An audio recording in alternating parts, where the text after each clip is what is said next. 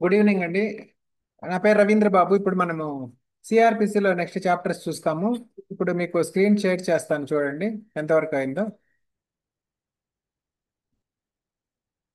Screen two. Okay. Screen two share చేశాను. Okay.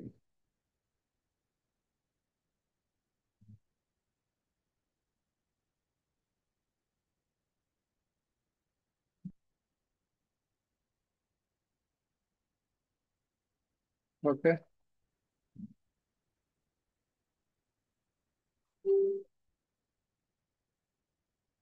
ఇప్పుడు bails లో చూస్తున్నాం. మనం బెయిల్స్ లో చూడాలి కదా. 33 చాప్టర్. ఓకే, 33 చాప్టర్ మనం చూడాలి.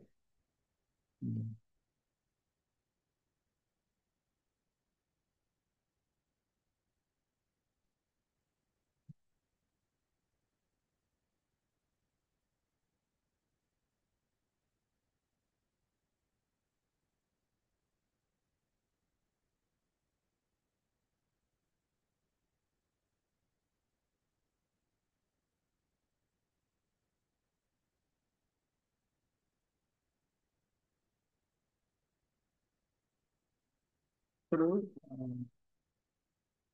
33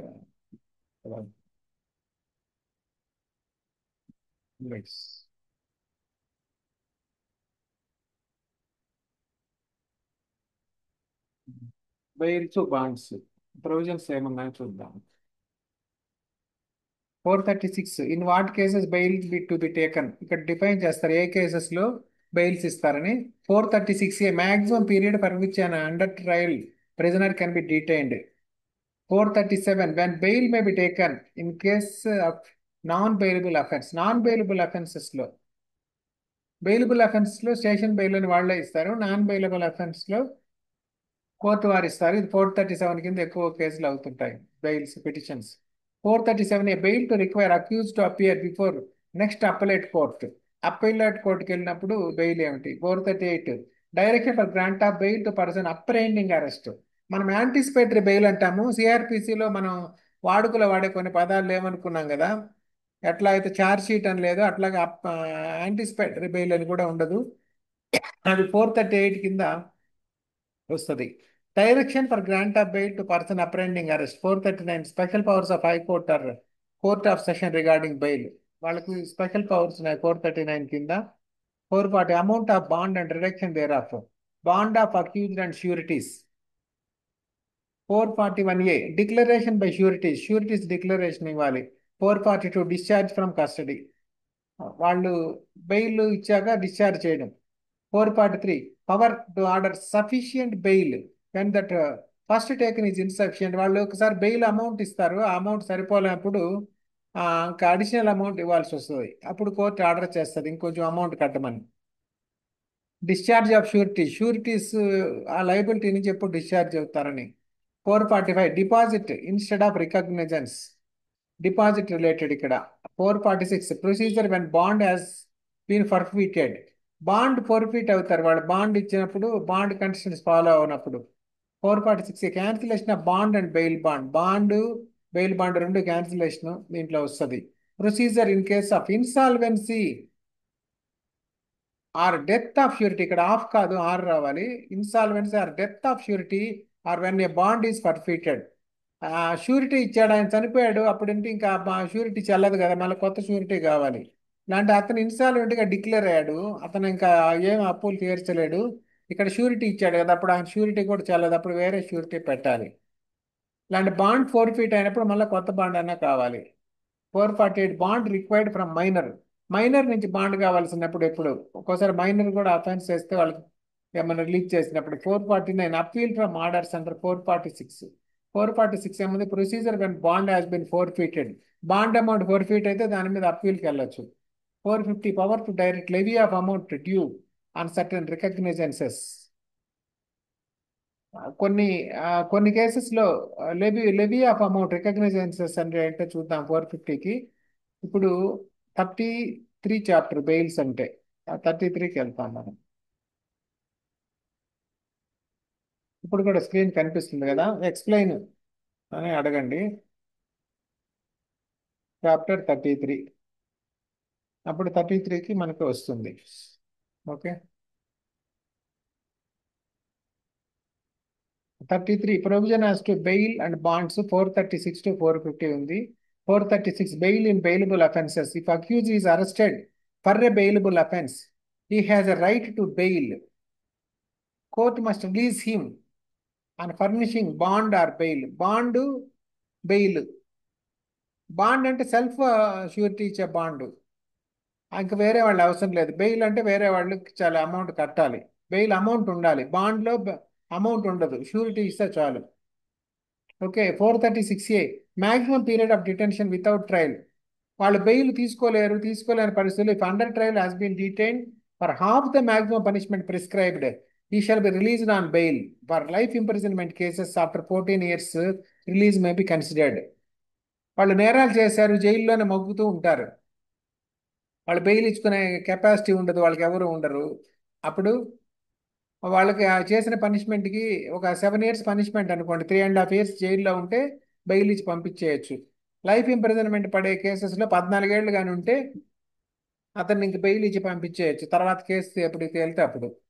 437 bail in non bailable offences. Magistrate may grant bail if the offence is not punishable with death or life imprisonment. Death కానీ లైఫ్ ఇంప్రిజన్మెంట్ లేకపోతే మ్యాజిస్ట్రేట్ బెయిల్ ఇవ్వచ్చు. Certain restrictions apply to habitual offenders, prior convictions etcetera. Habitual అఫెండర్స్కి వాళ్ళకి కొన్ని restrictions ఇచ్చారు. Previous convictions ఉంటే కూడా, అంటే రిపీటెడ్ అఫెండర్స్ అనమాట వాళ్ళు.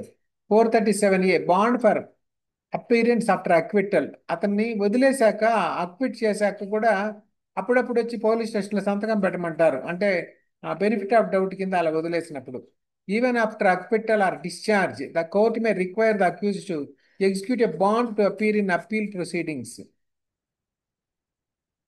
అతనికి డిశ్చార్జ్ చేసేసారు కోర్టు, వాళ్ళు అప్పీల్కి వెళ్ళారు ఆపోజిట్ వాళ్ళు, అప్పుడు అతను ఒక బాండ్ ఇమ్మని చెప్తారు, ఆ అప్పీల్ ప్రొసీడింగ్స్కి అపీర్ అవుతాడని. అది దీంట్లో ఉంది. 438 యాంటిసిపేటరీ బెయిల్.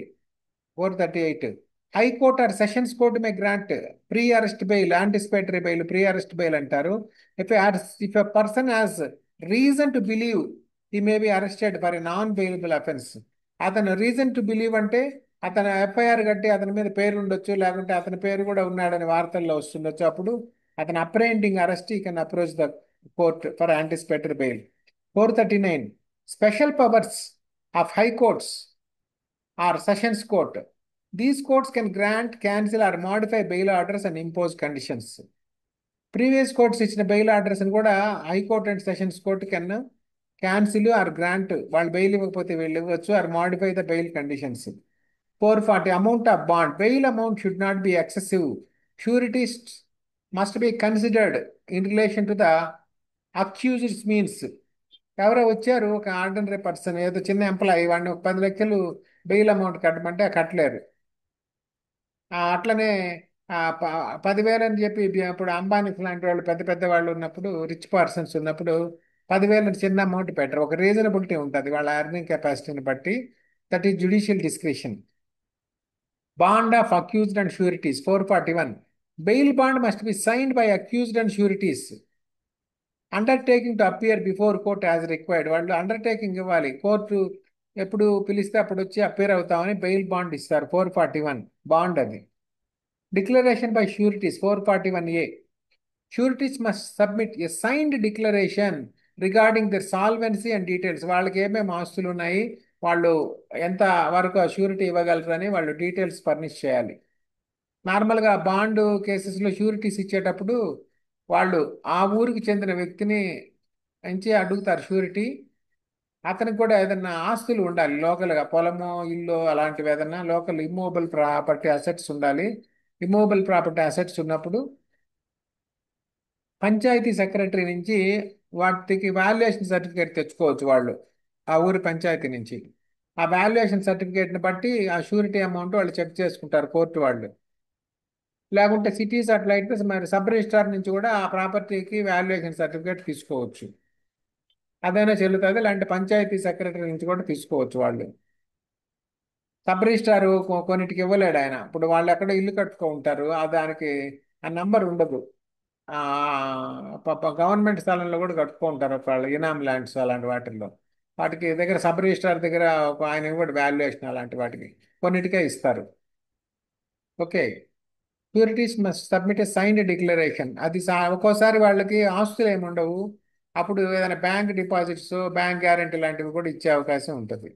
డిపాజిట్ ఇవ్వడం బెస్ట్ వే. ఆ డిపాజిట్ కడితే మళ్ళీ మన డిపాజిట్ బ్యాక్ వచ్చేటట్టుగా. 442 discharge from custody. Once bail bond is executed accused shall be released from custody. Bail bond ఇస్తే అక్యూజ్ని కస్టడీలో నుంచి రిలీజ్ చేస్తారు. యాక్చువల్గా కొన్ని ఫారిన్ కంట్రీస్లో అయితే ఈ బెయిల్ అనేది ఒక పెద్ద బిజినెస్ లాగా ఉంటుంది. ఎవరో ఒకరు వచ్చి బెయిల్ ఇస్తారు, ఆ కంపెనీ చూసుకుంటుంది అన్నమాట, బాండ్ ఇస్తారు. ఇండియాలో కూడా కొంతమంది అనఫిషియల్గా చేస్తూ ఉంటారు. ఆ, అది యాక్చువల్గా తెలిసిన వాళ్ళకే బెయిల్ ఇవ్వాలి, తెలియని వాళ్ళకి బెయిల్ ఇవ్వకూడదు. ఎందుకంటే తెలియని వాడు ఎక్కడ ఉంటాడు, వీళ్ళు పోయి తీసుకురాలేరు కదా, షూరిటీ ఇస్తున్నారు వీళ్ళు అతన్ని తీసుకొస్తాము అని. కానీ కొన్ని దగ్గర నడిచిపోతాయి. ఎవరు దిక్కులేని వాళ్ళు ఉన్నప్పుడు కమర్షియల్గా బెయిల్ ఇచ్చే వాళ్ళు ఉంటారు, వాళ్ళకి మధ్యలో ఏజెంట్స్ ఉంటారు, వాళ్ళతో ఇప్పించేస్తూ ఉంటారు. ఆ జడ్జి ముందు వచ్చి వాళ్ళకి ఏదో ఫ్రెండ్షిప్ ఉందని అబద్ధం చెప్తూ ఉంటారు అనమాట. వాళ్ళు రెగ్యులర్గా బిజినెస్ చేసేవాళ్ళు ఉంటారు, బెయిల్స్ ఇచ్చేవాళ్ళు కూడా. 443 అవి జడ్జిలు ఐడెంటిఫై చేయాలి వాళ్ళకి ఏమైనా రిలేషన్ ఉందా లేదా అని ఇచ్చేటప్పుడు. 443 power to order sufficient sureties. The court finds sureties insufficient, it may order the accuse to provide fresh sureties. వాళ్ళు ఏదో షూరిటీ ఇచ్చారు, ఆ షూరిటీ చెక్ చేసుకుంటే సరిపోలేదు, ఇలాంటి ఈయన ఆల్రెడీ ఇంకో ఆయన షూరిటీ ఇచ్చుంటాడు. సో అప్పుడు బ్యాలెన్స్ అమౌంట్కే కదా షూరిటీ వస్తుంది. ఆ ప్రాపర్టీ వాల్యూ 10 లక్షలు అనుకోండి, ఈయన ఆల్రెడీ మల్టిపుల్ షూరిటీలు ఇచ్చి ఉంటాడు, దాని వాల్యూ మ్యాచ్ కాకపోతే అడిషనల్ అమౌంట్ అడగొచ్చు. ఒక్కోసారి కోర్టు ఆ షూరిటీ అమౌంట్ కూడా ఎన్హాన్స్ చేస్తారు, అప్పుడు అది సరిపోనప్పుడు కూడా అడిషనల్ షూరిటీ ఫర్నిష్ చేయాల్సి వస్తుంది. 444 discharge of sureties. A surety May apply to be discharge from responsibility. The court will issue A warrant to arrest the accused and require a new bond. ఆ surety వచ్చి నేను ఇంకా ఆ surety ఇవ్వలేనండి, నేను surety cancel చేసుకుంటున్నాను అని కూడా చెప్పొచ్చు. ఇప్పుడు వాళ్ళిద్దరి మధ్య ఏదో చెడింది, ఆ చెడినప్పుడు ఇంకా ఆయన షూరిటీ క్యాన్సిల్ చేసుకోవచ్చు. అప్పుడు అరెస్ట్ వారెంట్ ఇచ్చేసి జడ్జి గారు అతన్ని పిలిపించేసుకోవచ్చు బ్యాక్, ఇంకా అంతటితో షూరిటీ లయబిలిటీ అయిపోతుంది. 445 deposit in Liu of surety. Accused may be allowed to deposit some of money instead of furnishing sureties. ఇందాక చెప్పాను కదా, డిపాజిట్ అందరూ ఆస్తులు ఉండవు కదా, ఇమూవబుల్ ప్రాపర్టీస్ ఊళ్ళో అవి చూపించి షూరిటీలుగా పెట్టేయడానికి, అప్పుడు క్యాష్ డిపాజిట్ కూడా చేయొచ్చు ఆ అమౌంట్కి. 446 procedure when bond is forfeited. The bond conditions are broken, the bond is forfeited, court may recover the amount and may impose a penalty. Bail conditions వాళ్ళు ఇంప్లై చేయకపోతే బాండ్ ఫోర్ఫీట్ అవుతుంది, court కూడా amount తీసుకొని ఇంకా penalty కూడా వేయొచ్చు ఒక్కోసారి వాళ్ళు చేసిన విధానాన్ని బట్టి. 446A cancellation of bond. Bond is forfeited the court may cancel it and dissolve fresh bail without sureties. మళ్ళీ ఫ్రెష్ బెయిల్ని డిజాల్వ్ చేస్తుంది వితౌట్ షూరిటీస్, మళ్ళీ ఫ్రెష్గా బెయిల్ పెట్టుకోవాలి వాళ్ళు. 447 procedure in case of insolvency or death of surety. Accused may be required to provide a new surety if the original surety dies or becomes insolvent. ఇది కూడా contract act లాగే, ఒక surety చనిపోయినప్పుడు కొత్త షూరిటీని తెచ్చి పెట్టాల్సి వస్తుంది. Bond for minor. Guardian may execute bond on behalf of minor. Minor తరపున గార్డియన్ కూడా బాండ్ ఎగ్జిక్యూట్ చేయొచ్చు. 449 450 appeal against order and 446 order under 446 for feature of bond can be appealed.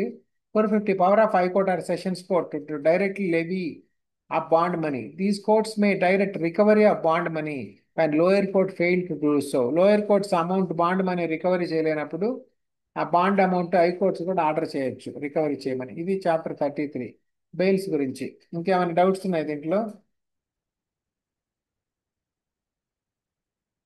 లేకుంటే నెక్స్ట్ దానికి వెళ్తాను మనం. Chapter 33 provision as to bails. 436 to 450. Okay, next chapter ఏముంది? ఆ chapter పేరు చూడండి. Disposal of property sir, chapter 34. Disposal of property అంటే court వాళ్ళు ఆ ప్రాపర్టీని సీజ్ చేసుకో ఉంటారు కదా. 34 disposal of property from the code of criminal procedure. 451 to 459 9 sections ఉన్నాయి. 451 order for custody of property pending trial. Court may make arrangements for custody, preservation are disposal of property produced before it during enquiry or trial. Example vehicles, weapons, documents అవన్నీ వస్తాయి. Court may make arrangements, కస్టడీలో ఉండాలి. Jewellery కూడా ఉంటుంది. ఆ బంగారం దొంగతనంలో దొరుకుతుంది, దొంగలు దొంగిలిచ్చింది, అది పట్టుకొని వస్తారు. ఆ కోర్టు కస్టడీలో పెడతారు, ప్రిజర్వేషన్ ఆర్ డిస్పోజల్లో ఉంటుంది. మనం చూసాం స్టేట్ లైబిలిటీ కేసు కూడా, కస్తూరి లాల్ కేసు ఒకటి వచ్చింది టాట్లో, గుర్తుందా? పోలీస్ స్టేషన్లో నగలు పెడితే Kasturi Lal constable, head constable jump అయిపోతాడు తీసుకొని. అప్పుడు స్టేట్కి లైబిలిటీ లేదని చెప్పి వాడికి ఇవ్వడం ఎగ్గొడతారు ఆ రోజుల్లో. Okay. 452 order for disposal after conclusion of trial. Court trial అయిపోయింది, ఇంకా వాళ్ళు అలానే పెట్టుకోవడానికి లేదు. మనం చూస్తుంటే పోలీస్ స్టేషన్లో భయపడితే ఎక్కడ పడితే అక్కడ వెహికల్స్ ఉంటాయి, రోడ్డు మీద పెట్టేసి ఉంటారు. అసలు యాక్చువల్గా దాని మీద ఒక ఫిల్ వేయాలి. పోలీసులకి అవి ప్రిజర్వ్ చేసుకోవడానికి వాటి ప్రాపర్ సెక్యూరిటీలో పెట్టుకోవాలి. పెట్టుకునే కెపాసిటీ ఉంటేనే అవి తీసుకోవాలి. రోడ్డు మీద అట్ట చెత్తలాగా పడేసి ట్రాఫిక్ అంతరాయం కలిగేది. Because road does not belong to police. అవునా? ట్రాఫిక్ వాళ్ళు మేనేజ్ చేసినంత మాత్రాన రోడ్డు వాళ్ళది అయిపోదు. సో ఎనీబడి ఆల్సో దాన్ని కూడా ఒక న్యూసెన్స్ కింద మన పోలీసుల మీద కూడా కంప్లైంట్ చేసి రోడ్డు మీద వాళ్ళు ఆక్యుపై చేసి పెట్టిన సీజ్డ్ వెహికల్స్ని తీయించేయచ్చు. వాళ్ళు ఎక్కడ వేరే దగ్గర పెట్టుకోవాలి, గవర్నమెంట్ గ్రౌండ్ ఎక్కడో చూసుకొని అక్కడ పెట్టుకోవాలి. They cannot encroach roads. లాంటి స్టేషన్ బయట కూడా పెట్టేసి ఉంటారు, అవి తుప్పుపట్టిపోయి ఉంటాయి సంవత్సరాల తరబడి అలానే పెట్టేసి. 452 order for disposal after conclusion of trial. After judgement court may order disposal, destruction or return of property to rightful owner or claimant. Destruction of property ఎప్పుడైనా ఉంటుందా? కోర్టు ఆర్డర్ ఇస్తుంది ఆ డిస్ట్రక్షన్ కూడా చేసేయమని.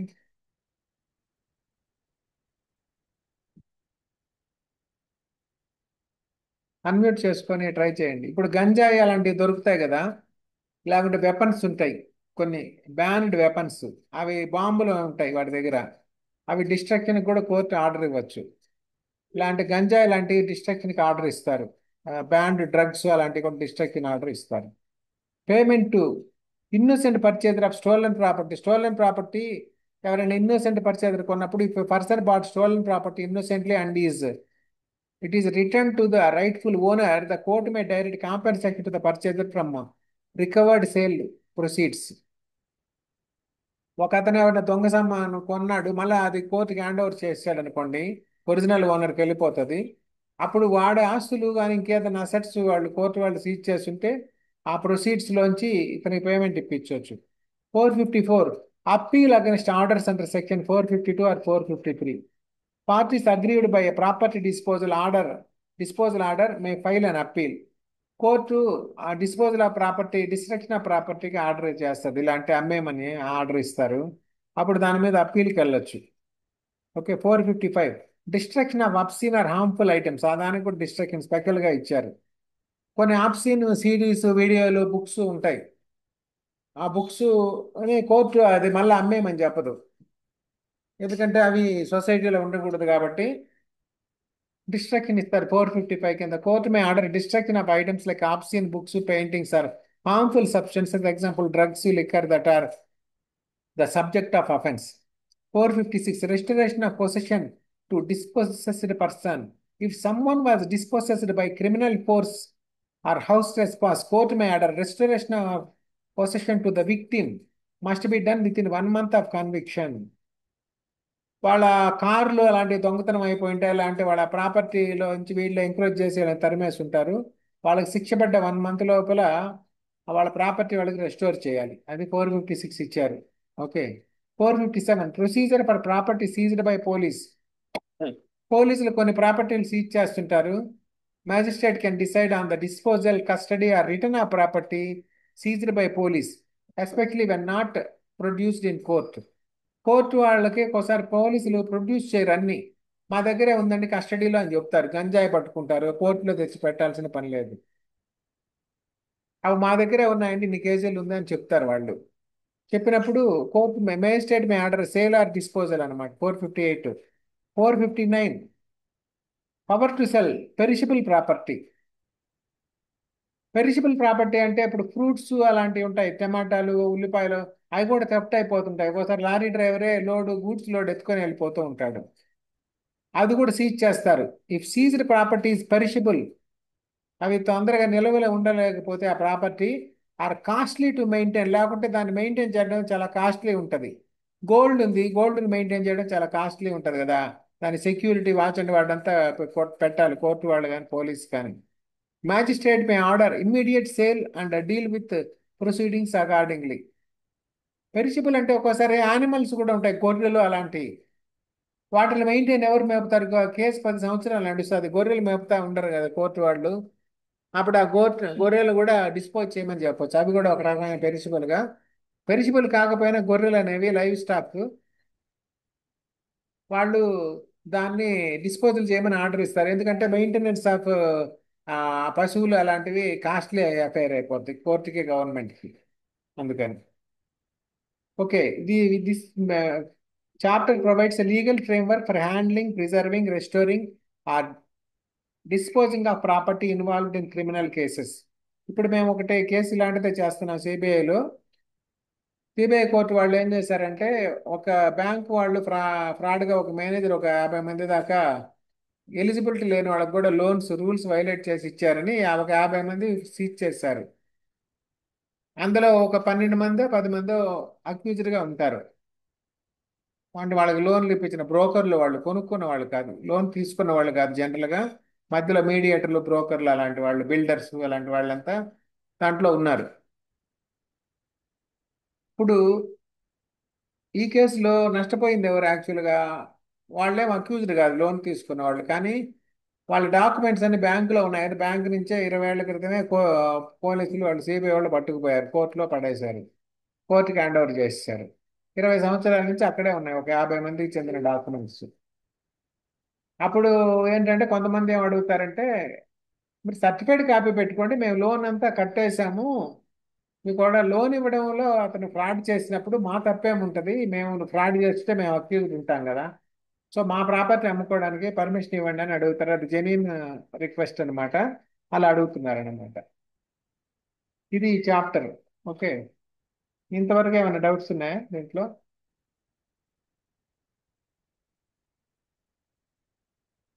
ఇలా అంటే నెక్స్ట్ చాప్టర్ చూస్తాం మనం. Okay.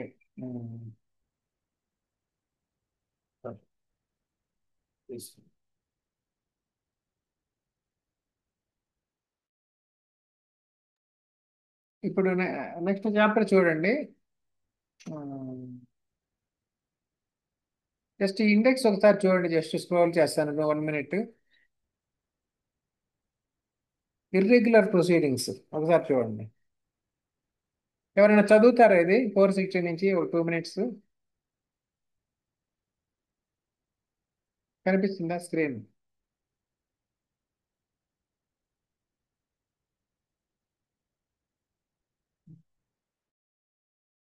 Four sixty నుంచే sir?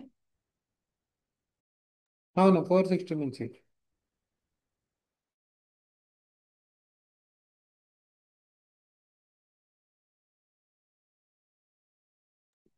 Section 460, irregularities not vitiating proceedings. Irregularities not vitiated, not Vitiated. vitiating proceedings. అంటే Proceedings. ఇర్రెగ్యులారిటీస్ వల్ల ప్రొసీడింగ్స్ డ్యామేజ్ కావు. అది Vitiated. ఓకే, కంటిన్యూ చేయండి. కీ ఇంగ్రీడియంట్స్ ఏమంటారా?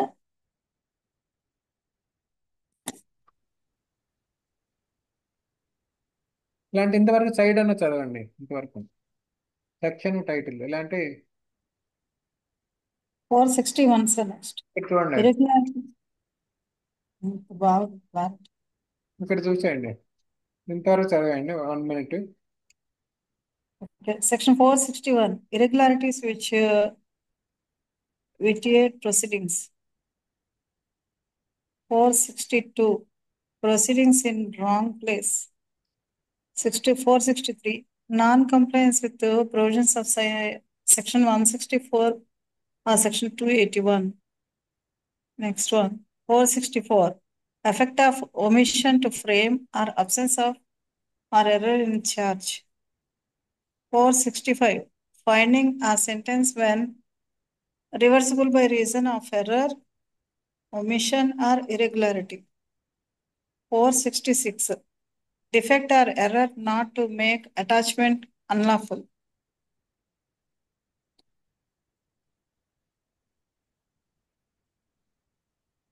నెక్స్ట్ కంటిన్యూషన్ సార్, కనిపించట్లేదు స్క్రీన్ మీద. అంతవరకు సరిపోయింది. ఇప్పుడు మనం చూద్దాం. 460 460. నాట్ విషియేటింగ్ ప్రొసీడింగ్స్ అంటే చిన్న చిన్న ఇర్రెగ్యులారిటీస్ జరుగుతాయి. కోర్టు కూడా గవర్నమెంట్ ఆఫీస్ లాగానే పనిచేస్తుంది ఆల్మోస్ట్. ఎందుకంటే వాళ్ళు కూడా గవర్నమెంట్ ఉద్యోగుల్లాగా ఉంటారు కదా, కోర్టు స్టాఫ్. చిన్న చిన్న ఎర్రర్స్ జరుగుతాయి కోర్టు ఇన్సైడ్ కానీ, అంటే కోర్టు ఆఫీసులో కానీ, కోర్టు హాల్లో కానీ మైనర్ ఇర్రెగ్యులారిటీస్ నడుస్తాయి. వాళ్ళు కూడా హ్యూమన్స్. మొత్తం పుస్తకం ప్రకారమే వెళ్ళాలంటే ఒక్కోసారి వెళ్ళదు. కొన్ని తెలుసో తెలియకో చిన్న చిన్న పొరపాట్లు జరుగుతాయి. అది 460 కింద ఎగ్జాంప్టెడ్ అనమాట. Lists acts by magistrates which though done without proper authority do not render proceedings void if done in good faith. Examples: issuing a search warrant, ordering police investigation. ఇప్పుడు ఏదో జడ్జి గారిని పోలీసులు వచ్చి అడిగారు సెర్చ్ వారెంట్ ఇమ్మని, ఆయన jurisdiction లేకపోయినా ఏదో తెలియక సిటీఎల్ లాంటి దగ్గర తెలియదు ఎవరు జ్యూరిస్డిక్షన్ ఎంతవరకు, ఏదో ఇస్తాడు. యాక్చువల్గా ఆయనకి అది ఇవ్వడానికి అథారిటీ లేదు కానీ ఇచ్చాడు. ఇలా అంటే పోలీస్ ఇన్వెస్టిగేషన్కి ఆర్డర్ ఇచ్చాడు, ఈయన జ్యూరిస్డిక్షన్ కాదు. జ్యూరిస్డిక్షన్ వైలేషన్ ఉంది కానీ ఆయనకి ఆయన జ్యూరిస్డిక్షన్లో ఉంటే ఆయనకి అథారిటీ ఉంటుంది. అంత మాత్రాన అది ఎర్రర్ కాదు. ఇంకా ఆమె పక్క మ్యాజిస్ట్రేట్ ఎంత పవర్, ఈయనకి అంతే పవర్ కదా. సో అది వైలేషన్ లేదు. Next irregularities vitiating proceedings. కొన్ని ఇర్రెగ్యులారిటీస్ అయితే ప్రొసీడింగ్స్ విషియేట్ అవుతాయి, అంటే అవి ప్రాబ్లమాటిక్ అవుతాయి, అన్ని పక్కన పెట్టాల్సి వస్తుంది. అప్పుడు list actions which if done without authority invalidate the proceeding. Vitiating అంటే ఇన్వాలిడేట్ చేస్తాయి, నాట్ విషియేటింగ్ అంటే they will not invalidate. Includes taking cognizance, trying an offender or passing a sentence by an incompetent magistrate. ఒక మ్యాజిస్ట్రేట్కి అధికారం లేదు, ఆయనే cognizance తీసుకున్నాడు, jurisdiction లేదు, లేకుంటే ఆయనకి అంత అథారిటీ లేదు, అంత పెద్ద నేరానికి విచారించే అర్హత లేదు. అప్పుడు లేదంటే ఇంకా ట్రై చేయడానికి ఆయన ప్రొసీడింగ్స్ అంతా నడిపించేసిన అలాంటివి చేసినప్పుడు trying an offender, other things ఉన్నాయి. పాసింగ్ ఏ సెంటెన్స్ ఇలాంటి వాడికి శిక్ష విధించిన అవన్నీ బేసిక్ మేజర్ ఇర్రెగ్యులారిటీస్ అవుతాయి. చిన్న చిన్న ఇర్రెగ్యులారిటీస్ సెర్చ్ వారెంట్ ఇవ్వడము, పోలీస్ ఇన్వెస్టిగేట్ చేయడం, లేదంటే డిటెన్షన్కి ఆర్డర్ చేయడం, అలాంటివి ఏదైనా ఉంటే ఉంటాయి. 462 proceedings in wrong place. If a trial or inquiry is held in the wrong judicial court, it does not invalidate the proceedings unless it causes a failure of justice. మళ్ళీ jurisdiction అంటే అప్పుడు first class magistrate చేయాల్సిన పని second class magistrate చేశాడు అనుకోండి, అది irregularities అవుతాయి. ఒక ఫస్ట్ క్లాస్ మేజిస్ట్రేట్ చేయాల్సింది ఇంకొక పక్కన ఫస్ట్ క్లాస్ మేజిస్ట్రేట్ చేశాడు, పక్కన వేరే టెరిటరీ వాళ్ళు, అప్పుడు రాంగ్ ప్లేస్లో చేసినట్టు. రాంగ్ ప్లేస్లో చేసినా దానివల్ల నష్టమేం లేదు, unless it causes failure of justice. దానివల్ల ఉద్దేశపూర్వకంగా వీళ్ళకి ఏదైనా నష్టం జరిగి ఉంటే తప్పితే వేరే కోర్టులో జరిగినందువల్ల. ఇప్పుడు కోర్టు 1 బదులు కోర్టు 2 వాళ్ళు చూస్తారు, దానివల్ల నాకు నష్టం జరిగిందని చెప్పని ఉండాలి.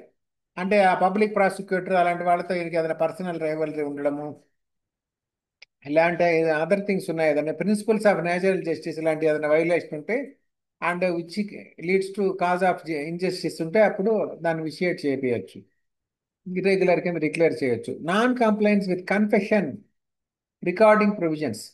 కన్ఫెషన్ రికార్డింగ్ ప్రొవిజన్స్ ఉంటాయి 164 statement. Even if sections 164(2) or 281 are not strictly complied within recording confessions, the court may still admit the confession if it is satisfied that it was voluntary and properly recorded.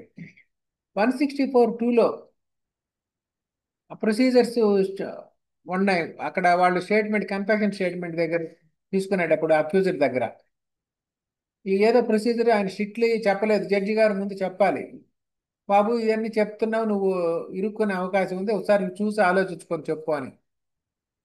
అప్పటికి కూడా అతను చెప్పాడు, కూడా judge గారు చెప్పలేదు. Or not strictly complied with in recording confessions, the court may still admit the confession if it is satisfied that it was voluntary and properly recorded. అప్పుడు కూడా కొన్ని చిన్న చిన్న డీవియేషన్స్ ఉన్నప్పుడు court can admit that confession if it finds that it is voluntary and properly record అయినప్పుడు. 464 judgment without proper charge. A trial is not invalid merely because no formal charge was framed, provided the accused was aware of the accusations and no prejudice was caused.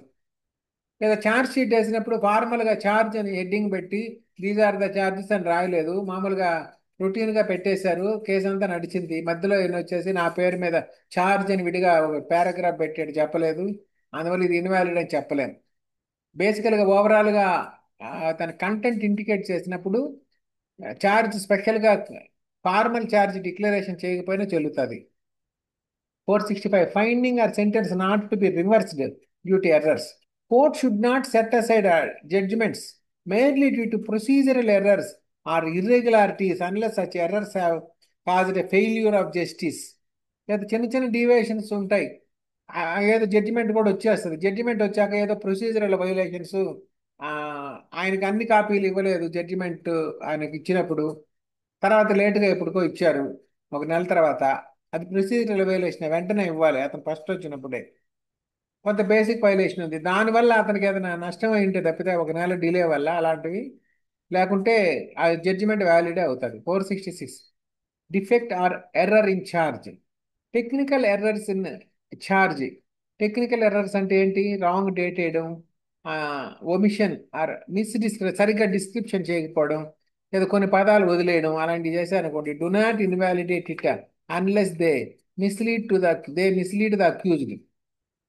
దానివల్ల accused mislead అయిపోయి ఉంటే తప్పితే minor చిన్న చిన్న spelling mistakes, ఇన్ను బదులు ఆను, అలాంటి ఏదో ఉంటాయి. అలాంటి ఏదైనా ఉన్నప్పుడు అవన్నీ ఇన్వాలిడేట్ చేయు ప్రొసీడింగ్స్ని. This chapter protects valid judicial actions from being defeated by minor or technical mistakes. ఏదో చిన్న చిన్న మైనర్ మిస్టేక్స్, టెక్నికల్ ఎర్రర్స్ ఏడో దొరికాయని చెప్పి సందు దొరికిందని ఎస్కేప్ అయిపోదాం అంటే కుదరదు. అవి వ్యాలిడ్ కింద ఇక్కడ డిక్లేర్ చేశారు. Unless the result in substantial injustice ఉంటే తప్పితే it balances procedural రిగర్ with fairness in criminal trials. అది ఓకే, అది ఈ చాప్టర్. ఓకే, తర్వాత నెక్స్ట్ చాప్టర్ చూద్దాము. నెక్స్ట్ చాప్టర్ ఏముంది? Chapter 36, sir. Limitation for taking cognizance of certain offences. ఉన్నాయి. తర్వాత ఫార్మ్స్ కూడా ఉన్నాయి మనకి. Yes, sir. ఓకే, లిమిటేషన్ ఇక్కడే చూసేద్దాం డైరెక్ట్గా. Limitation for taking cognizance for certain offences sections 467 to 473. ఇప్పుడెప్పుడో మీరు ఎక్కడో కాలేజీలో చదువుతున్నప్పుడు ఎవడో చెంపదెబ్బ కొట్టాడు, ఇప్పుడు 10 ఏళ్ళు అయిపోయింది సార్, అప్పుడు నన్ను చెంపదెబ్బ కొట్టాడు సార్, వీడియో కూడా ఉంది క్లియర్ కట్గా, 10 మంది సాక్షులు ఉన్నారు, వాడికి శిక్ష వేయాలంటే కుదరదు ఇప్పుడు వచ్చి 10 ఏళ్ళ తర్వాత.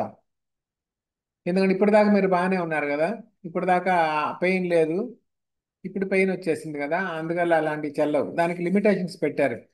467లో డెఫినేషన్స్ ఉన్నాయి. Defines period of limitation as the time within which a court can take cognizance of an offence. ఆ లిమిటేషన్ పీరియడ్లోనే వెళ్ళాలి మనం కాగ్నిజెన్స్ తీసుకోమని. 468 bar to taking cognizance after lapse of limitation. ఆ లిమిటేషన్ పీరియడ్ వేస్తే ఎట్లా civil కేసెస్లో చెల్లదో మనం కోర్టుకి వెళ్ళడం, ఇక్కడ కూడా అలానే పెట్టారు. No court shall take cognizance of certain offences after the expiry of the prescribed limitation period. 6 months offences punishable with fine only. చిన్న ఫైన్ పడే కేసే, వాడు ఎప్పుడో చేశాడు, తిట్టాడు, దానికి ఒకటి తిట్టడానికి డిఫమేషన్కి ఓన్లీ పెనాల్టీయే ఉందనుకోండి, అది ఫైన్ వరకే ఉంటుంది. చిన్న చిన్న అఫెన్సెస్కి వాడు ఏదో తాగి గొడవ చేశాడు, దానికి ఒక పనిష్మెంట్ ఉంటుంది, దానికి ఒక పెనాల్టీయే ఉందనుకోండి ఆ కేసుకి, అప్పుడు 6 months మాత్రమే అలా లోపలే ఆ కంప్లైంట్ చేయాలి. జరిగినాక 6 months దాటినాక ఇన్వాలిడ్ అవుతుంది. పనిష్మెంట్ 1 year లోపల, చిన్న క్రైమ్ అనుకోండి, మైనర్ క్రైమ్, 1 year లోపల ఇంప్రిజన్మెంట్ ఉంటే 1 year లోపల. థెఫ్ట్ చేశాడు, థెఫ్ట్కి 3 years పనిష్మెంట్ ఉంది, నార్మల్ థెఫ్ట్కి, అంటే పిక్ పాకెట్ అలాంటి, అంటే బైక్ పక్కన పెట్టాడంటే ఎత్తుకెళ్ళిపోయాడు రోడ్లో, దానికి 3 years ఇంప్రిజన్మెంట్ ఉంది. వాడు తీసినట్టు మనకు తెలియకపోతే ఓకే, వాడు తీసినట్టు మనకు తెలుసు, 4 ఏళ్ల తర్వాత పోయి ఇప్పుడు కంప్లైంట్ చేస్తే నా బైక్ వాడానండి కొట్టేశాడు, 5 ఏళ్ళ నుంచి వాడుతున్నాడని ఇప్పుడు పోయి మనం కంప్లైంట్ ఇవ్వడానికి లేదు. వాడు థెఫ్ట్ చేసి 5 ఏళ్ళు అయిపోయింది, వాడే వాడుతున్నట్టు కూడా మనకు తెలుసు, మనం అప్పుడు కంప్లైంట్ ఇవ్వలేదు. ఏదో ఒక రీజన్, వాడు భయపెట్టాడనో ఇలాంటి రిక్వెస్ట్ చేశాడనో, మళ్ళీ డబ్బులు ఇస్తాను నేనే వాడుకున్నాను కదా అని ఏదో చెప్తారు వాళ్ళు. మనం సైలెంట్గా ఉండి సడన్గా పోయి కంప్లైంట్ ఇవ్వలేనికి లేదు, ఆ 3 ఏళ్లే టైం అక్కడ. 469 commencement of period of limitation యాక్ట్లో లాగానే ఇక్కడ కూడా ఉన్నాయి ఇంచుమించుగా. Limitation period begins from date of offence నుంచి యాక్చువల్గా లెక్క. కానీ ఎవడో బైక్ ఎత్తుకెళ్ళాడు ఎవడెత్తుకెళ్ళాడు తెలియదు కదా, అప్పుడు వేరేగా ఉంటుంది. When offence comes to knowledge of aggrieved person are పోలీసులకు కానీ అగ్రీవ్డ్ పర్సన్ కానీ నాలెడ్జ్ ఉంది. వాడు బైక్ ఎత్తుకెళ్ళిపోయాడు, 3 నెలల తర్వాత దొరికాడు, వాడే వాడుతున్నాడు, పక్క ఊర్లో ఉన్నాడు, మనం కూడా చూసాము, మనం పట్టించుకోలేదు, అప్పటి నుంచి లెక్క అవుతుంది. Which ever is earlier. Date of identity of the offender if unknown initially. లేకుంటే వాడు అయ్యో ఏందో నొక్కావు. Hello okay. ఇంకొకటి ఏంది, డేటా వాడు ఎప్పుడు జరిగిందో తెలుసు, కానీ ఎవరు చేశారో తెలుసు, కానీ వాడు మనకు దొరకట్లేదు. వాడు ఎప్పుడో ఎవరు చేశాడో తర్వాత ఏదో సీసీ కెమెరాలో మనకు తెలిసింది. Data of identity of the offender if unknown ఇనిషియల్గా తెలియదు, తర్వాత వాళ్ళు ఎక్కడో ఏదో సీసీ కెమెరాలు చూస్తే వాడే తప్పు చేస్తూ దొరికాడు, అప్పటి నుంచి లెక్క. అట్లా 3 ఉన్నాయి. డేటా ఆఫ్ అఫెన్స్, ఒకవేళ అఫెన్స్ అప్పుడు వాళ్ళు ఐడెంటిఫై కాకపోతే వాడు ఐడెంటిఫై అయినప్పటి నుంచి. ఇలాంటి అఫెన్స్ ఎప్పుడు జరిగిందో మనకి నాలెడ్జ్ జరిగినప్పటి నుంచి. ఒక్కోసారి అఫెన్స్ జరుగుతుంది, మనకు తెలియదు, మన అకౌంట్లో నుంచి డబ్బులు కొట్టేసి ఉంటారు బ్యాంక్ వాడు, స్టాఫ్, మనకు తెలియదు. మనకి ఎప్పుడో 1 నెల తర్వాత 3 నెలలు 6 నెలల తర్వాత పోయినప్పుడు అప్పుడు చూసుకుంటే మన అకౌంట్లో కట్ అయిపోయి ఉంటాయి. అప్పుడు offence comes to our knowledge. అది second point. Third point, date of identity of the offender. అంటే ఎవడో ఇందాక చెప్పినట్టు బైక్ కేసు, ఎవడో కొట్టుకెళ్ళిపోయాడు, ఎవడో తెలియదు, తర్వాత తెలిసింది, లేదా సీసీ కెమెరాలు చూస్తుంటే పాతవి, అప్పుడు అప్పటి నుంచి లెక్క. 470 exclusion of time in certain cases. కొన్ని కేసుల్లో టైం ఎక్స్క్లూజన్ ఉంది, జస్ట్ లైక్ లిమిటేషన్ యాక్ట్. మీరు వెంటనే లిమిటేషన్ యాక్ట్ దీన్ని పక్కన పెట్టి చదవండి, సిమిలారిటీస్ ఉంటే అర్థం చేసుకోగలరు. Periods to be excluded from limitation. Time for prosecuting in good faith in wrong court. Civil కేసెస్లో కూడా ఉంది, మనకు తెలియదు, మనం ఒక కోర్టులో కంప్లైంట్ చేస్తాము, రాంగ్ కోర్టులో వెళ్ళిపోయింది. ఒక్కోసారి ప్రైవేట్ కంప్లైంట్ వేస్తాము, రాంగ్ కోర్టు, జ్యూరిస్డిక్షన్ లేని కోర్టుకి వేసాము, లేదంటే వేరే ప్లేస్లో వేసాము, నడుస్తూ ఉంది. ఆ జడ్జిమెంట్కి వచ్చినప్పుడు చూశారు ఈ కోర్టుకి కాదు వేరే కోర్టు అని, అప్పుడు ఇంకా ఈ లిమిటేషన్ పీరియడ్ అయిపోయి ఉంటుంది, అప్పుడు రాంగ్ కోర్టులో ఉన్న పీరియడ్ ఎగ్జామ్షన్ ఉంటుంది. Time during which accused was absconding or staying proceedings. వాడు దొంగతనం చేశాడు, దానికి శిక్ష 3 ఏళ్ళు, వాడు 5 ఏళ్ళ తర్వాత దొరికాడు. వాడు చేసినట్టు మనకు తెలుసు, 5 ఏళ్ల క్రితమే తెలుసు మనకి, కానీ వాడు దొరకలా, ఇప్పుడు దొరికాడు. అప్పుడు వాడు దొరకనప్పుడు మనం వాడి మీద ఎలా చేస్తాము? During which accused was absconding or stayed proceedings. వాడు అబ్స్కాండ్ ఉంటాడు, లేదంటే ప్రొసీడింగ్స్ ఆపేసి ఉంటారు. Time taken to obtain sanction or consent. కొన్ని కేసెస్లో ప్రభుత్వ అధికారులు అలాంటి వాళ్ళు ఉంటారు, వాళ్ళ మీద యాక్షన్ తీసుకోవాలంటే మనం డైరెక్ట్ కేసు పెట్టడానికి లేదు, వాళ్ళకి పర్మిషన్ తీసుకోవాలి, గవర్నమెంట్ శాంక్షన్ తీసుకోవాల్సి వస్తుంది. అటువంటిప్పుడు ఆ పీరియడ్ ఎగ్జంప్షన్ ఉంటుంది. 471 exclusion for computing time for consent are sanction. Time taken to get mandatory government consent are sanction is excluded from limitation period. ఇట్లాగే ఆర్మీ వాళ్ళ మీద కూడా ఏదైనా కేసులు ఉన్నప్పుడు గవర్నమెంట్ నుంచి పర్మిషన్ శాంక్షన్ కావాల్సి వస్తుంది, ఆ పీరియడ్ ఎక్స్క్లూడ్ అవుతుంది. Continuing offence. కొన్ని అఫెన్స్లు కంటిన్యూగా ఉంటాయి.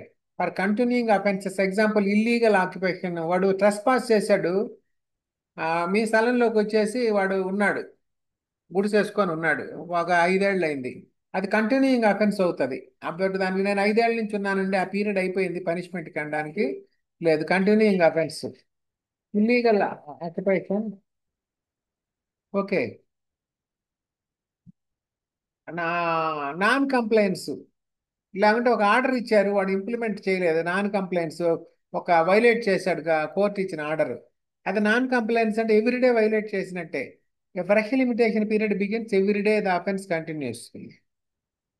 473 extension of period in interest of justice. Even if limitation has expired, the court may take cognizance if delay is properly explained. Delay explain చేయగలిగితే it is necessary in the interest of justice. ఒకవేళ interest of జస్టిస్లో అది అవసరమైతే court can అలో. ఇప్పుడు వాడేదో bike పోయింది అనుకొని వాడు వదిలేశాడు, దొరికాడు, వాడు వేరే దగ్గర పట్టుకున్నారు, అప్పుడు వీళ్ళు కూడా వెళ్ళారు, అది జరిగి 5 ఏళ్ళు అయింది. ఇంట్రెస్ట్ ఆఫ్ జస్టిస్లో ఒకవేళ కోర్టు కన్సిడర్ చేస్తే చేయొచ్చు, ఇదొకటి. వేరే సివిల్ కేసులో కోర్టుకి జ్యుడిషియల్ డిస్క్రిషన్ లేదు, స్కూట్స్లో, దీంట్లో ఇచ్చారు అలాగా. This chapter introduces time limits for prosecution of less serious offenses, promoting prompt legal action and preventing harassment due to stale cases. వాడు ఏదో మర్డర్ చేశాడు, మర్డర్కి ఏమైనా లిమిటేషన్ ఉందా? దానికి లైఫ్ టైం, వాడు ఎప్పుడు దొరికిన 60 ఏళ్ళకి దొరికినా కానీ పనిష్మెంట్ ఉంటుంది. ఆ చిన్న చిన్న నేరాలకి 3 years బిలో నేరాలకు మాత్రమే, 3 years బిలో పనిష్మెంట్ ఉన్న నేరాలకు మాత్రమే, మైనర్ అఫెన్స్ మాత్రమే వదిలేశారు. అది ఓకే. అది తర్వాత నెక్స్ట్ చాప్టర్ ఉంది, మిస్సిలేనియస్ ఉంది. ఇప్పుడు బ్రైట్నెస్ ఎక్కువ ఉంది.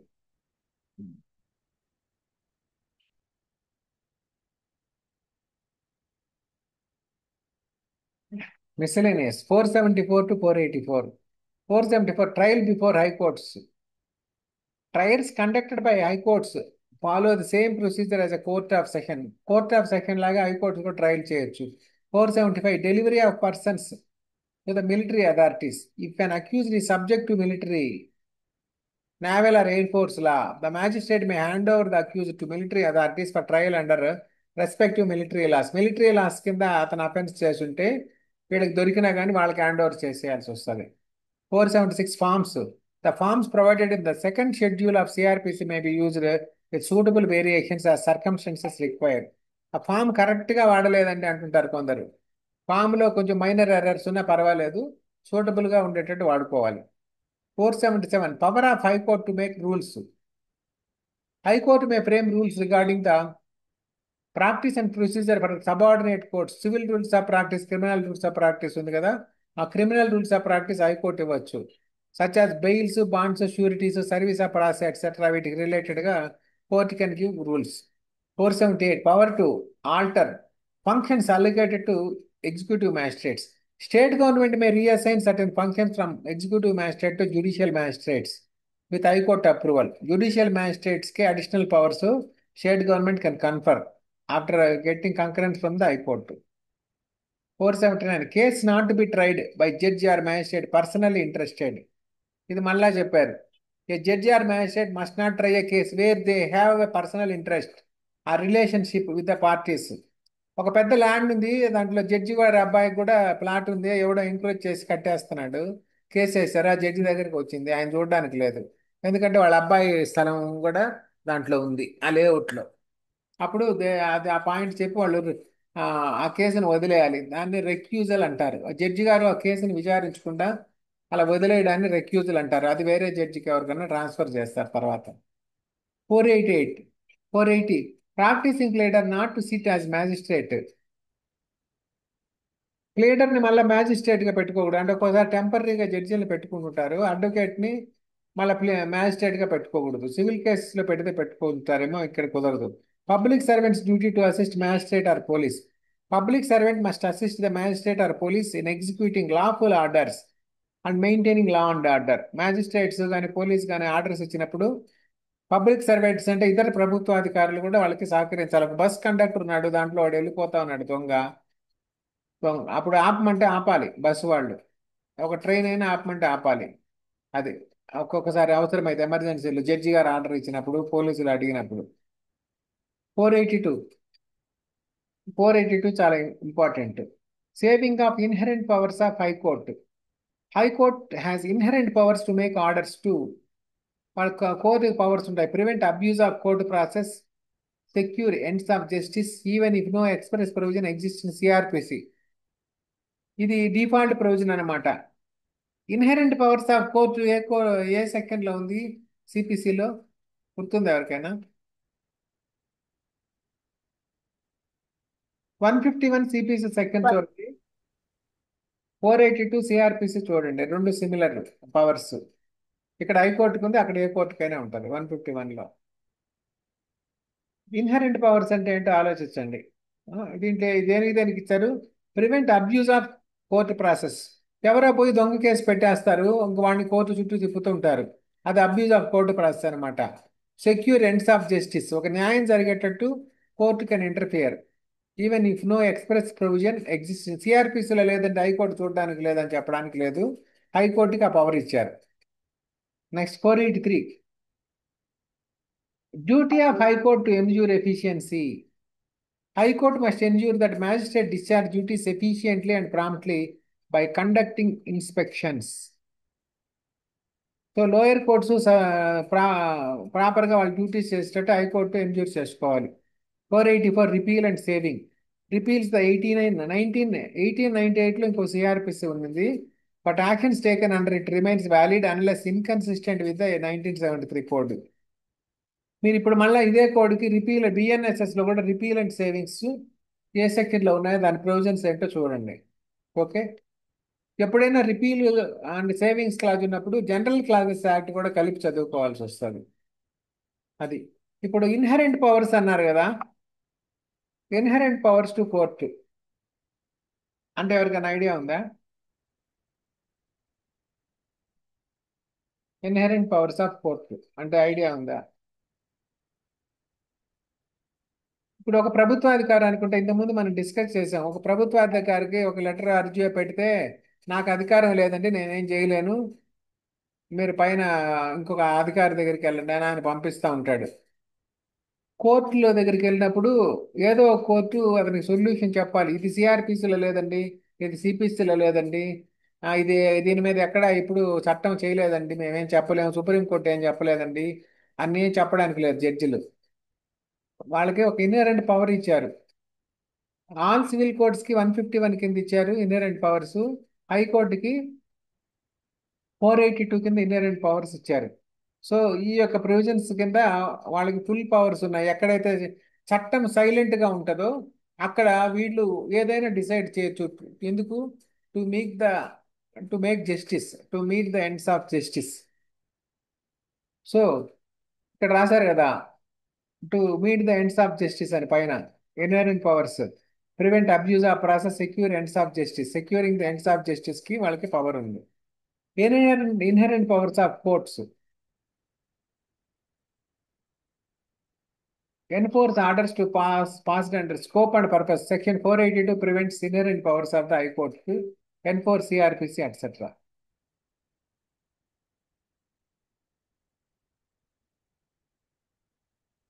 Quashing of FIRs కి ఎక్కువగా ఇన్హెరెంట్ పవర్స్ కి వెళ్తుంటారు. అసలు what is inherent powers of courts అని అడగండి.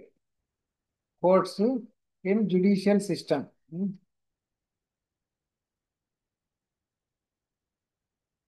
ఇది క్వశ్చన్, దానికి మనకు ఆన్సర్ ఏమొస్తో చూద్దాం. ఇట్లా మీకు ఎక్కడ పదం డౌట్ వస్తే దాన్ని ఆ క్వశ్చన్ పోస్ట్ చేసి కూడా మీరు ప్రజెంట్ జనరేషన్ ఆన్సర్లు తెచ్చుకోవచ్చు. Inherent powers are those powers that are not explicitly provided in statutes but are essential for a court to function effectively and to do complete justice. Complete justice ఇవ్వాలి. మేము చెప్పలేమండి ఇంటికి వెళ్ళిపోండి అని వెనక్కి పంపలేరు అధికారులాగా కోర్టులు. వాళ్ళు కోర్ట్స్ ఒక అన్యాయం జరిగిందని ఎవరైనా వెళ్తే వాళ్ళకి న్యాయం చెప్పాలి. మనకి మెయిన్గా టార్చ్లు అలాంటి వాటిలో జరిగినప్పుడు కూడా కోర్టులకు వెళ్ళొచ్చు. మనం ఇన్హెరెంట్ పవర్స్ కింద they can give decision.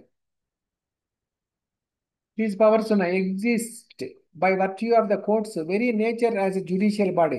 Court అంటేనే న్యాయం చెప్పేది. అన్యాయం జరిగిందని ఒక అతను వెళ్ళినప్పుడు, అన్యాయం కనపడుతున్నప్పుడు కంపల్సరీగా న్యాయం కూడా చెప్పాలి. Or exercised to fill gaps in statutory law. Statutory లాలో ఇక్కడ ఒక దగ్గర ల్యాప్సెస్ ఉంటాయి, పర్ఫెక్ట్గా ఉండదు, ఫుల్ ప్రూఫ్గా అన్నీ పెట్టి సెక్షన్లు రాయలేరు కదా. అప్పుడు ఎక్కడ మిస్సింగ్ ఉంటే అది వాళ్ళు పవర్ తీసుకోవచ్చు. Prevent abuse of process and protect the integrity of the judicial system. అప్పుడే జనాలకి కోర్టు మీద నమ్మకం ఉంటుంది, కోర్టుకి పోతే ఏ విషయం మీద న్యాయం అవుతుంది అని. 482 సిఆర్పిసిలో ఉంది, 151 సిపిసిలో ఉంది, అదే ఇక్కడ చెప్పారు. హైకోర్టు సెక్షన్ 482లో సిఆర్పిసిలో ఉంది. Civil courts, all civil courts including high court కూడా సిపిసి 151 కింద ఉంది. సుప్రీం కోర్టుకి ఆర్టికల్ 142 కింద ఉంది. Power to do complete justice in any case or matter. High court 226, 227లో ఉంది. కాన్స్టిట్యూషనల్ కోర్ట్స్ మళ్ళీ 232లో కూడా ఇచ్చారు. ఇప్పుడు మనకి విశాఖ గైడ్ లైన్స్ అని సుప్రీం కోర్టు ఇచ్చింది కదా, అది కాన్స్టిట్యూషన్లో ఈ 142 ప్రొవిజన్ కింద అండ్ అదర్ ప్రొవిజన్స్ కింద ఇచ్చారు వాళ్ళు. ఎందుకంటే విశాఖ గైడ్ లైన్స్ అంతకుముందు లేవు. అప్పుడు ఆ వర్క్ ప్లేస్లో ఉమెన్ మీద అటాక్ జరిగితే ప్రొటెక్ట్ చేయడానికి స్పెషల్ లాస్ లేనప్పుడు సుప్రీం కోర్టు ఇచ్చింది when the law was silent. తర్వాత యాక్ట్ వచ్చింది. అట్లా అనమాట. Best example Visakha case. Okay, అది ఇప్పుడు ఇంకా అయిపోయినట్టేనా? ఇంకేమైనా ఉన్నాయా మనకి చాప్టర్స్ దీంట్లో? చాప్టర్స్ అయిపోయినాయి కదా దీంట్లో. First schedule classification of offences ఉంది, అది మనం చూద్దాము.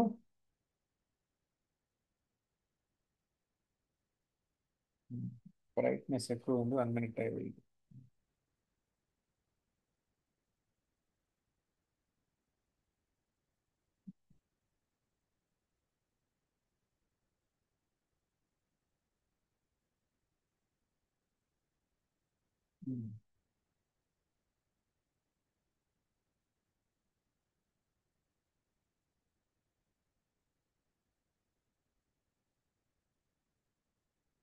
ఓకే,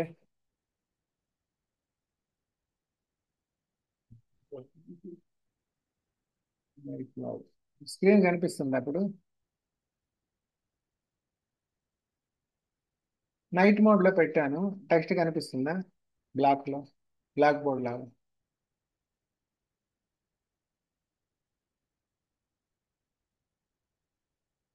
ఇందాకే బాగుంది సార్, వైట్ మీదే బాగుంది.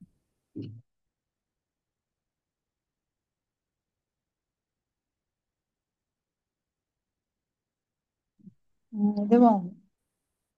ఇప్పుడు ఇక్కడ మనకి షెడ్యూల్, మనం సెకండ్ వరకు అయిపోగానే క్లోజ్ చేసేస్తాం బుక్స్. కానీ జ్యుడిషియల్ ఎగ్జామ్స్కి వెళ్ళే వాళ్ళు మాత్రం మొత్తం చూడాల్సి వస్తుంది. ఎందుకంటే ఈ షెడ్యూల్స్ లో కూడా చాలా మ్యాటర్ ఉంటుంది. ఫస్ట్ షెడ్యూల్లో క్లాసిఫికేషన్ ఆఫ్ అఫెన్సెస్ ఇచ్చారు, ఎక్స్ప్లెనేటరీ నోట్స్ ఇక్కడ ఇచ్చారు. In regard to offences under IPC, the entries in the second and third columns against section, the number of which is given in the first column are not intended as the definition of and the punishment prescribed for the offense in IPC, but merely as indication of the substance of the section. అంటే దాంట్లో ఇచ్చిందే definition కాదు, కొంచెం బ్రీఫ్గా ఇచ్చారు, సమ్మరీగా. In the schedule the expression magistrate of first class and any magistrate include metropolitan magistrate but not executive magistrates. ఇక్కడ magistrate అంటే any judicial magistrate, not executive magistrate. The word cognizable stands for a police officer may arrest without warrant, and the word non-cognizable stands for a police officer shall not arrest without warrant. అది ఇక్కడ మన headings చూసుకుంటే section ఉంది, offence ఉంది, punishment ఉంది. Cognizable or non cognizable, bailable or non bailable, by what court ఇక్కడ ఇచ్చారు, ditto అన్నారు. ఓకే, 109 నుంచి అఫెన్సెస్. 109 సిఆర్పిసికి ముందు అఫెన్సెస్ కాదు. మీకు కొన్ని ఇంపార్టెంట్ అఫెన్సెస్కి ఇక్కడ కూడా చూసుకోవాలి. అబెట్మెంట్కి ఇచ్చారు. పనిష్మెంట్ ఏమి ఇచ్చారు? పీరియడ్ ఏం చెప్పాలి, సేమ్ యాజ్ అఫెన్స్ అబెటెడ్ అన్నారు. Cognizable or non cognizable according to the offence. Okay, bailable or non bailable, అది కూడా అకార్డింగ్ టు ద అఫెన్స్. ఇదంతా అబెట్మెంట్ చాప్టర్ కదా, ఇదంతా అలానే ఉంది. తర్వాత 115 abetment and offence punishable with death or imprisonment for life the offence be not committed in consequence of the abetment. Death or imprisonment life ఉన్న అఫెన్స్ని అబెట్ చేసినప్పుడు వాళ్ళ అఫెన్స్ జరగకపోయినా వాడికి 7 ఏళ్ళ శిక్ష ఇక్కడ ఇచ్చారు. ఈ సమ్మరీ చూస్తే మీకు ఇంపార్టెంట్ సెక్షన్స్ అన్ని దీంట్లో వస్తాయి. ఆ పనిష్మెంట్లు కూడా టేబులర్ ఫామ్లో ఉన్నాయి, ఈజీగా చూసుకోవచ్చు. ఓకే, అట్లా మనము చూసుకుంటా రావచ్చు. ఇది 172 absconding to avoid service of summons. Non cognizable, cognizable కాదు. సమన్స్ తీసుకోలేదని వాడిని పోయి పోలీసులు పోయి అరెస్ట్ చేయడానికి లేదు, అది నాన్ కాగ్నిజబుల్ అవుతుంది. జడ్జి ఆర్డర్ ఇవ్వాలి, warrant. And it is also bailable, any magistrate can try. అట్లా తర్వాత 193 giving or fabricating false evidence in judicial proceeding, 7 years punishment, non cognizable. పోలీసులు పోయి అరెస్ట్ చేయడానికి లేదు, నువ్వు కోర్టులో తప్పుడు సాక్ష్యం చెప్పావని బయటకు రాగానే అరెస్ట్ చేసి కాగ్నిజబుల్ అయింది అనుకోండి, కోర్టు నుంచి రాగానే గేట్ కాడ అరెస్ట్ చేయొచ్చు కాగ్నిజబుల్ అయితే. అది non cognizable and also bailable. Magistrate of first class and try the case. అలాగా ఒకటి. అట్లా మనం 300కి వెళ్దాం. అట్లాగా 302 murder, death or imprisonment for life and fine. దాని పనిష్మెంట్ కాగ్నిజబుల్, నాన్ బెయిలబుల్. అది కోర్ట్ ఆఫ్ సెషన్స్ చూస్తారు. ఓకే. తర్వాత 304 కల్పబుల్ హోమిసైడ్, అది కూడా సేమే ఉంది. 303 దానికి కూడా సేమ్ ఉంది, డెత్ పనిష్మెంట్ ఉంది అది. Okay. 309 attempt to commit suicide, cognisable. Suicide attempt చేసిన కూడా అరెస్ట్ చేయొచ్చు, but bailable. Simple imprisonment 1 year ఉంది. అది దాన్ని కాగ్నిజబుల్ గా తీసుకున్నారు, అంటే పోలీస్ కెన్ అరెస్ట్. ఎందుకంటే బహుశా వాడిని వదిలేస్తే మళ్ళీ ఆ సూసైడ్ అటెంప్ట్ చేస్తాడు, పట్టుకెళ్తే జైల్లో అన్నా భద్రంగా ఉంటాడని. ఓకే. బీయింగ్ ఏ థగ్, అలా. ఇక్కడ స్టాకింగ్ ఉంది. స్టాకింగ్, లేడీస్ వెంటపడి వేధించడం, 3 years ఉంది, కాగ్నిజబుల్ కింద తీశారు. ఈ సెక్చువల్ అఫెన్స్ అన్ని కాగ్నిజబులే ఉన్నాయి. నాన్ కాగ్నిజబుల్ ఏముంది, assault or use of criminal force otherwise than on grave provocation. ఇది జనరల్ పర్సన్స్ కి ఉంది, మళ్ళీ ఉమెన్ కి ఉంటే అది కాగ్నిజబులే ఉంటుంది. ఓకే. అలా వచ్చేసాము చివరికి. 498 ఎక్కువ చూస్తారు కదా, punishment for subject married women to cruelty. Cognizable information relating to commission of offence is given to an officer in charge of police station by the person aggrieved by the offence. Aggrieved వాళ్ళు complaint ఇవ్వాలి, aggrieved party ఇవ్వాలి, or by any person related to her by blood etcetera so and so, అప్పుడు cognizable అవుతుంది. Non bailable, అప్పుడు bail లేదు, అందుకని అందరిని arrest చేసేవాళ్ళు. అప్పుడు సుప్రీంకోర్టు డైరెక్షన్ ఇచ్చింది, magistrate of first class. Okay. Defamation 2 years, non cognisable. Defamation cognisable కాదు. ఆయన తిట్టావు, ఆయన పలానా ఆయన్ని, మనం టీవీ పెడితే రోజుకు ఒకటి ఇంకొకటి తిడతానే ఉంటాడు, పర్టికులర్ పొలిటీషియన్స్. అట్లయితే అందరు లోపలికి వెళ్ళిపోతారు. There is no cognizance, police cannot take cognizance అనమాట. కాగ్నిజబుల్ అయితే ఏమవుతుంది, ఎవరెవరిని తిట్టినా పోలీసులే పోయి అరెస్ట్ చేసేయచ్చు, ఇక వాళ్ళు కంప్లైంట్ కూడా ఇవ్వాల్సిన పని లేదు. అది బేసిక్ డిఫరెన్స్. తర్వాత బెయిలబుల్ కూడా కోర్ట్ ఆఫ్ సెషన్ చూస్తుంది, చిన్న కేసే కానీ సెషన్స్ కోర్టుకి ఇచ్చారు డిఫమేషన్, ఎందుకంటే కొంచెం కాంప్లెక్సిటీ ఉంటుంది, డిఫమేషన్ జరిగిందా లేదా అని చూడడానికి. అట్లా ఇప్పుడు ఇట్లాంటిదే అడిగారు అనుకోండి, డిఫమేషన్ ఏ జడ్జి చూస్తారు అని. 2 ఏళ్ల పనిష్మెంట్ కదా, మన చిన్న judicial magistrate first class second class పెట్టేస్తాం, కానీ ఇక్కడ కోర్ట్ ఆఫ్ సెషన్ ఉంది. 511 అటెంప్ట్ టు కమిట్, చూస్తారా, according to as the offence is cognizable or non cognizable, ఆ అఫెన్స్ని బట్టి ఉంది అలాగా. 510 appearing in public place in state of intoxication, simple imprisonment for 24 hours or fine of 10 rupees or both, non cognizable. Causing annoyance to any person 510. Okay. Classification offences against other loss, other loss లో కూడా classification ఇచ్చారు. ఇక్కడ కొన్ని offences ఏమి ఇచ్చారు, ఇది important. Punishable with death or imprisonment for life or more than 7 years, cognizable, non bailable. వేరే laws ప్రకారం పోక్సో యాక్ట్ అలాంటివి ఒకవేళ దాంట్లో రాయకపోతే, punishable with imprisonment for 3 years and upward but not more than 7 years, cognizable, non bailable. Magistrate of first class 3 years or with fine only, non cognizable. 3 years లోపల ఉంటే bailable any magistrate. So దీన్ని బట్టి మన వాళ్ళు 3 years లోపల ఉంటే non cognisable అంటున్నారు, అలా కాదు. అది జనరల్ అదర్ వాటికి, అది షెడ్యూల్ 2 ప్రకారం అనేది ఆన్సర్ పెట్టాలి మనం, దీని ప్రకారం పెడితే కుదరదు. తర్వాత ఇక్కడ కొన్ని స్టేట్ అమెండ్మెంట్స్ ఉన్నాయి.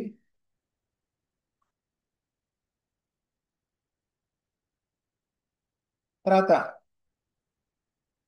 ఇంకా మనం చూడాల్సిన మోస్ట్ ఇంపార్టెంట్ థింగ్స్ ఏంటంటే ఫార్మ్స్ ఉన్నాయి, 231 to 263 ఉన్నాయి. Form 1 summons to an accused person, summons ఎలా ఇవ్వాలి మీరు రివర్స్లో చదవండి ప్రిపరేషన్లో, ఈ ఫామ్ నుంచి రివర్స్ వెళ్ళండి. ఇట్లాంటివి జనరల్గా ఇంపార్టెంటే ఉంటాయి. సెక్షన్ 61 ప్రకారం సమన్స్ టు అక్యూజ్డ్ ఇలా ఇస్తారు, ఇది form. Form 2 warrant of arrest, arrest warrant, ఇది సెక్షన్ 70. ఫామ్ 2 ఇది కోర్టు వాళ్ళు వాడే ఫామ్స్ అన్ని ఇక్కడ ఉన్నాయి, 71 సెక్షన్. సో ఇవి ఇంపార్టెంట్ సెక్షన్స్, మీరు రివర్స్గా చదివితే మళ్ళీ గుర్తుంటాయి అనమాట. Bond and bail bond after arrest under warrant, arrest చేసినప్పుడు bond or bail bond. Form 4 proclamation requiring the appearance of a person accused, proclamation of offenders. Form 5 proclamation requiring the attendance of a witness, witness కి proclamation. Form 5. Form 6 order of attachment to compel the attendance of witness, property attachment. 7 ఉందా?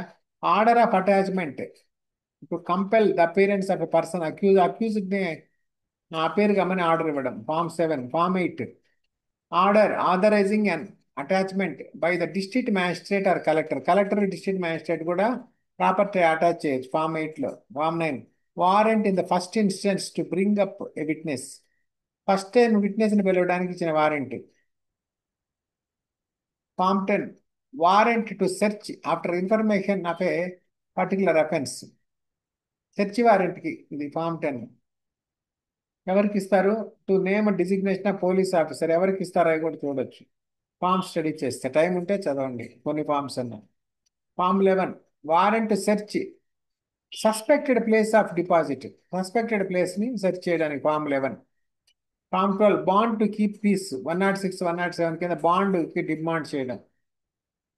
Form 13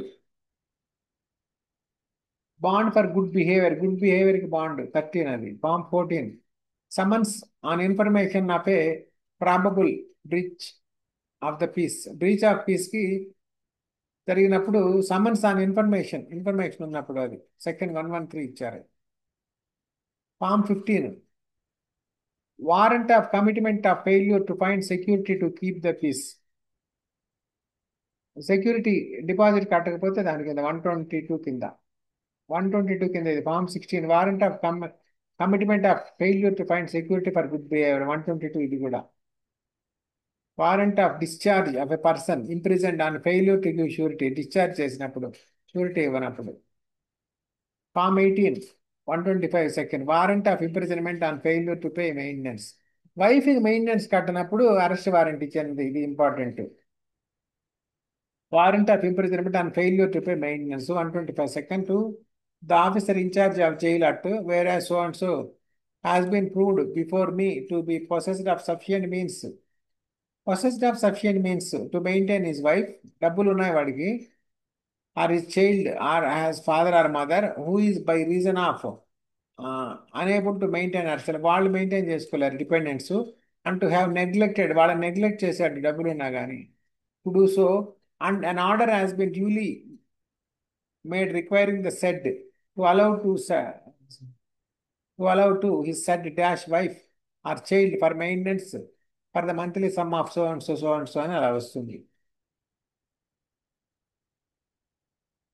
okay. 19 125 ఇది కూడా.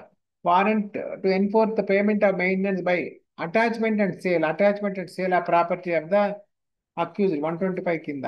Form 10 form 20 order for the removal of nuisance, nuisance రిమూవల్కి order, ఇది important చూడండి. 133 కింద వాళ్ళకి so and so order ఇస్తారు. 2 whereas it has been made to appear to me that you have caused an obstruction or nuisance to persons using the public roadway path so and so which etc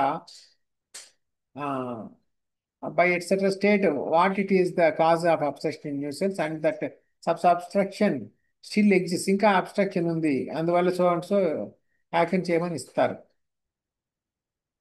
okay. Form 21 magistrate's notice and peremptory order, magistrate notice, అట్లా ఇవన్నీ forms ఉన్నాయి. ఇవి మనం ఇండెక్స్లో చూసినా సరిపోతుంది ఉంటే, దగ్గర forms ఉంటే. 21 అయిపోయింది కదా. 22 injunction to provide against imminent danger pending inquiry, injunction to provide against imminent danger. 23 magistrate's order prohibiting the repetition etcetera of a nuisance, repeated nuisance అగెనిస్ట్గా. Magistrate's order to prevent obstruction riot etcetera, riot obstruction అలాంటివి జరగకుండా ముందే order, preventive order. 25 magistrate's order declaring party entitled to retain position of land etcetera in dispute, to retain possession of land etcetera in dispute, వాళ్ళే government కంట్రోల్లో పెట్టుకుంటారు. 26 warrant of attachment in case of a dispute as to possession of land, magistrate's order prohibiting the doing of anything on land or water. Land water మీద ఏమి చేయకుండా order. Bond and bail bond అనే preliminary inquiry before a police officer.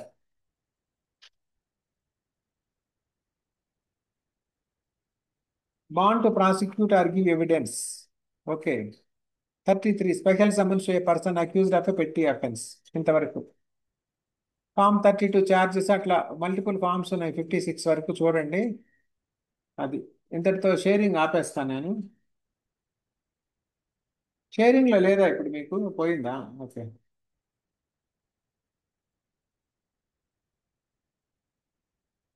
Sharing పోయినట్టుంది. Sir రావట్లేదు. Okay.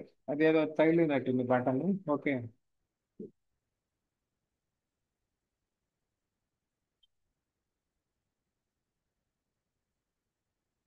Okay అండి, ఇంకా ఆపేస్తాను అయితే ఇంతటితో. CRPs అయిపోయినట్టే. ఓకే. రికార్డింగ్ స్టాప్ చేస్తున్నాను.